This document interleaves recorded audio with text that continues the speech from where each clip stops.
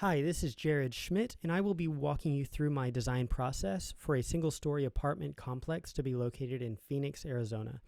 So my primary focus in this project was to create a strong sense of community through public and private spaces within the unit and the complex as a whole.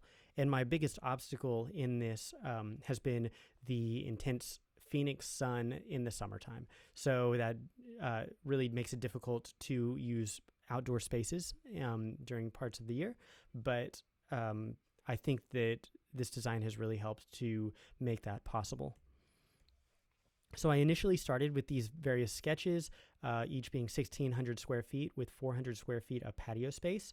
And I ultimately decided to move forward with this T-shaped patio space here. Once I did that, I ended up squaring it off just to make it work a little bit better with other units collectively. And then I came up with 3 various floor plans for that unit. And then here's some process work where I came up with various shapes and different roof types.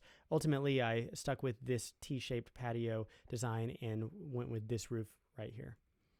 So the initial site plan layout, I thought it was a good start, but it was a little bit cramped, a little bit tight. So there were a lot of narrow kind of pathways through here, which made it a little bit tight. And then spaces like this community area were a little bit small as well. So I'll show you in a minute how I modified that.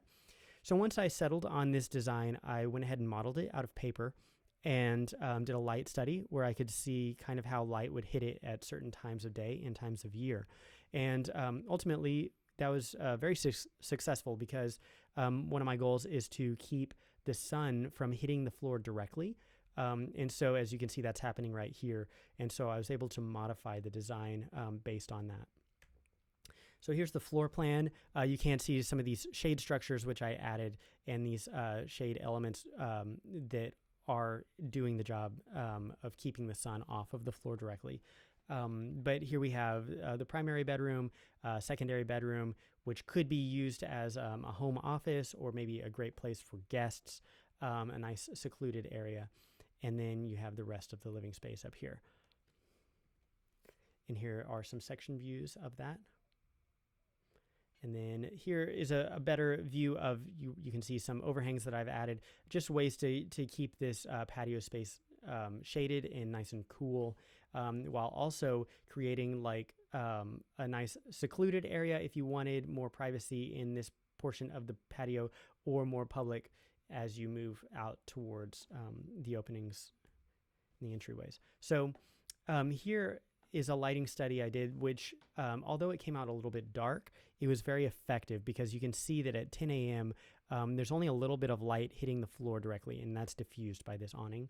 And at 2 p.m., this is on spring equinox, 2 p.m., it's even less, which is great.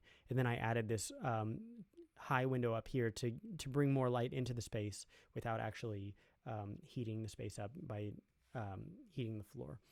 And then here's a perspective with a little more depth shown of the section with the 2 bedrooms.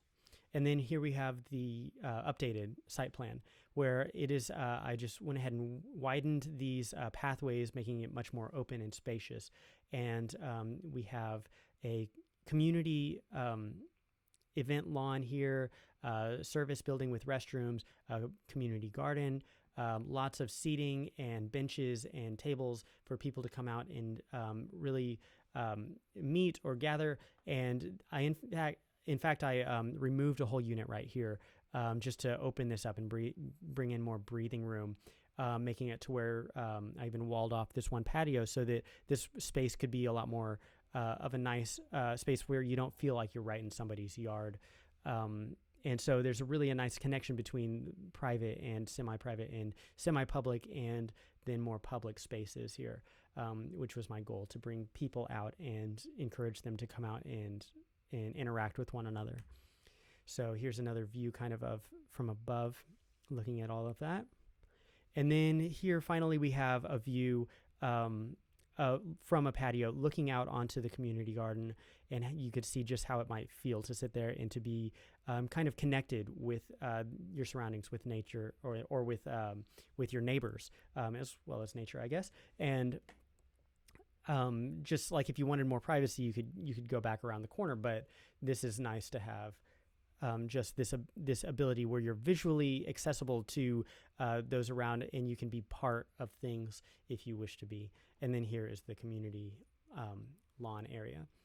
So in conclusion, the design of each unit and the relationship between the units as they're placed on the site serves to cultivate a stronger sense of community among the residents, hopefully leading to a more fulfilling and enjoyable living experience. Thank you for watching.